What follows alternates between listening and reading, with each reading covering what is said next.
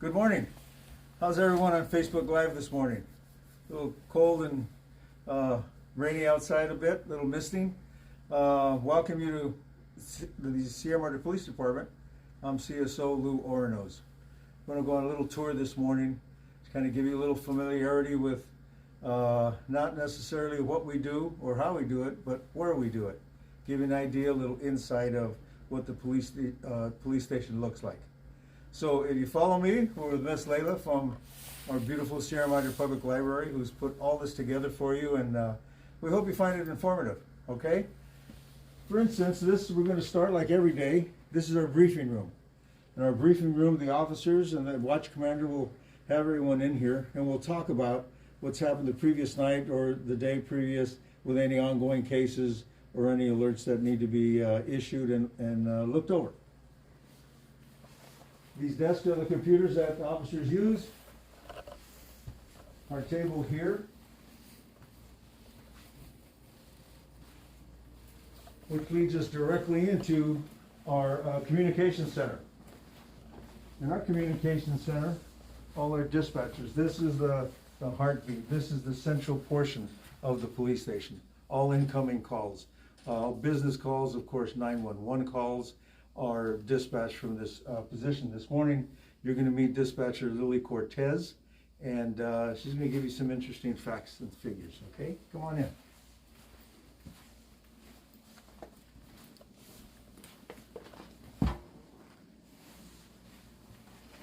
You'll notice it's a little dark in here, but they have the purview of all these screens that they have to look at, so it's a little easier on their eyes as they do this.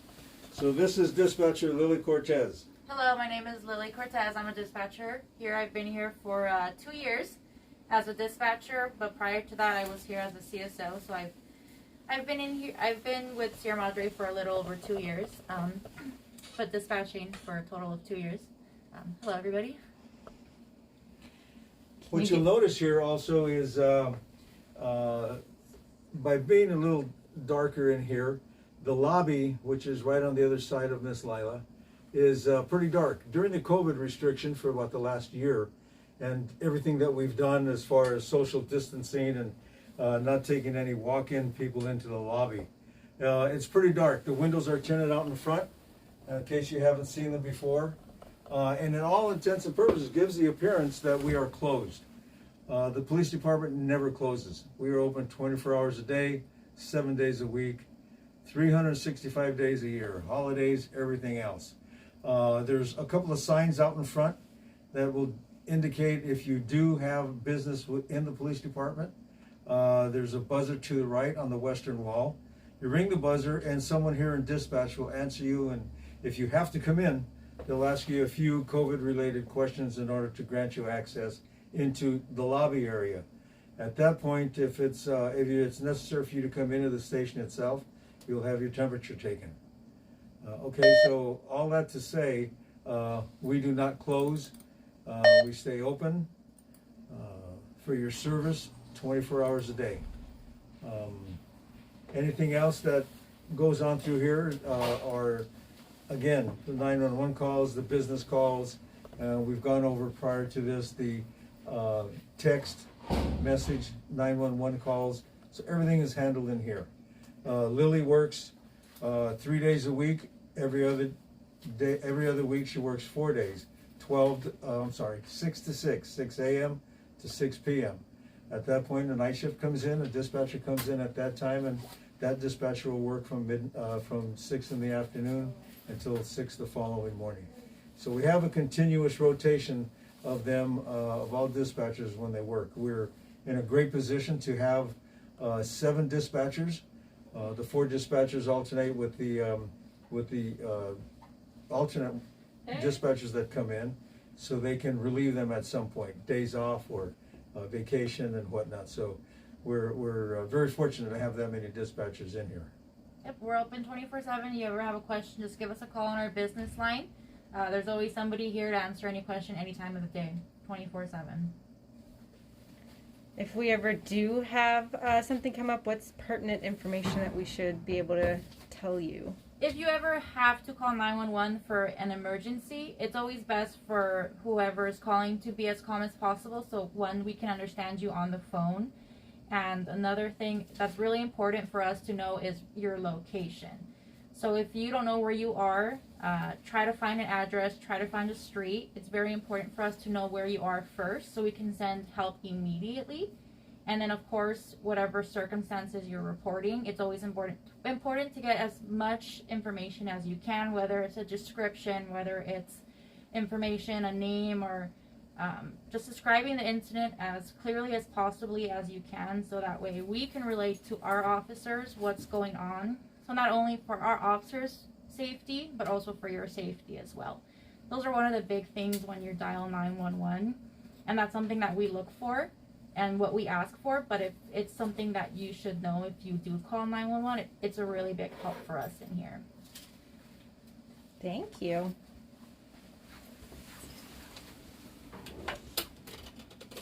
Obviously, it's a busy place. You can see Officer Jaramillo in here this morning. Hello, folks. How's everyone doing? My name's Officer Jaramillo. I left the deal at the stuff Outside the window? Okay, perfect. Thank you. And that's this one. I see someone came up to the door this morning and they needed to have some work He's in the front. done, some He's in a previous certification issued. So Officer Jaramillo is taking care of that. The driver, the resident came up to the front door and just as we discussed, rang the buzzer and Dispatcher Cortez asked Officer Jaramillo to go outside and take care of the issue, which is really good. See how neat she put everything back where it was?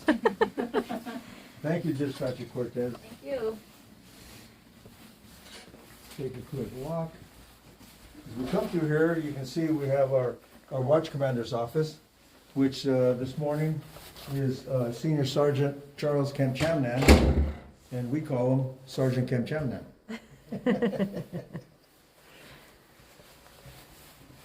Along the walls, we have our distinguished service plaques and medals issued to the officers.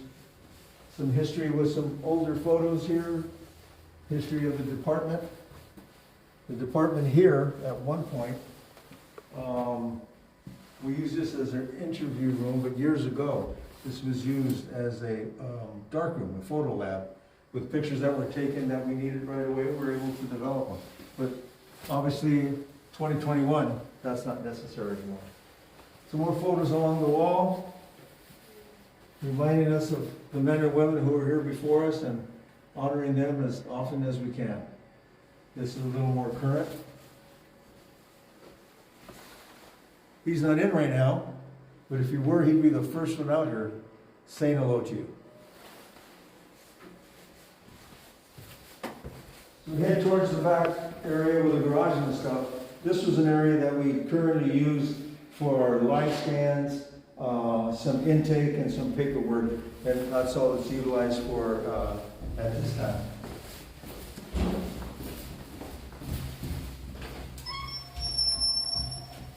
There's our back door out to the Sally port, and Ms. Lila's we're gonna show you something a little different here.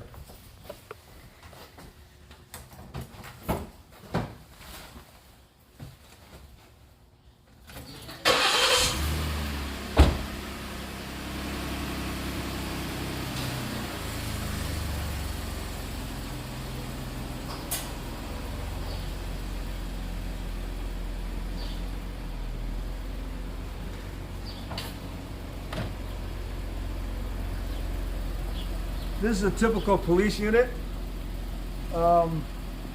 This one happens to be the watch commander's vehicle. And as you can see, it's manned back here. Because it's a watch commander's vehicle, it has all his gear that a supervisor will carry. In a typical car behind you, there's a couple of them. The back seat is configured a little differently because it has a special seat belts, a protective glass between, protective shield rather between the subject and the police officers. Inside the car is the whole lighting system, everything on the roof, in front and back. Each car contains a computer that enables the officers to stay in touch with dispatch. Everything else they need to do, be it write a report, look up information that they have and that they need in the street, and they can move a little quicker than everything out here. The radio system that keeps them in touch, they have radio system here besides the one that they wear on their belt, their portable radio.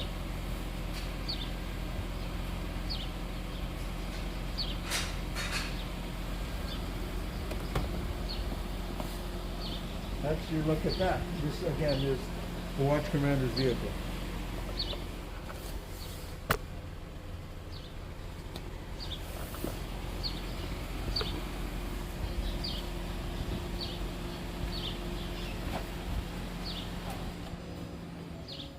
Anything else? So, it's brief, but this is what we have. This is the equipment we have, along with the black and white units. We have 4 or 5 other police vehicles that are all here on not one time. Obviously, we have people out in the field right now that are working. Each shift will have a number of officers that are here. Fortunately, most of them are out right now. It gets pretty busy, but again, there's no particular time of day or week that's busier or that has a typical busy day. You can't say, well, Thursdays are a busy day or Tuesday's a busy night. We never know what's going to come, but because of public safety, we're prepared. They're trained to serve this great community of Sierra Madre. Okay? Before I go, it's been a pleasure to take over the public library this week. It's been a lot of fun.